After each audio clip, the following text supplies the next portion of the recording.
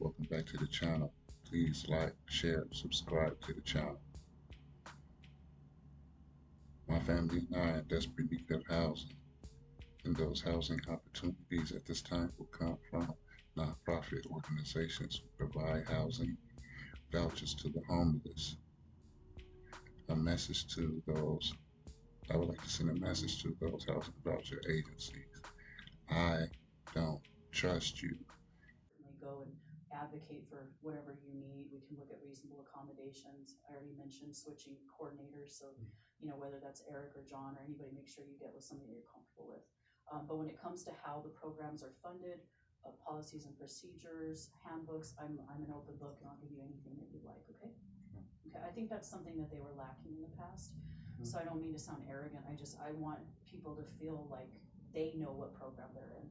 And I want people to have confidence that the CEO knows how these programs run. Even though I have to go through you to obtain a housing voucher, after what me and my family has been through over 2 different instances dealing with housing voucher agencies, I don't trust you. Please keep supporting the channel, like, share, and subscribe, and I'll see you in the next video.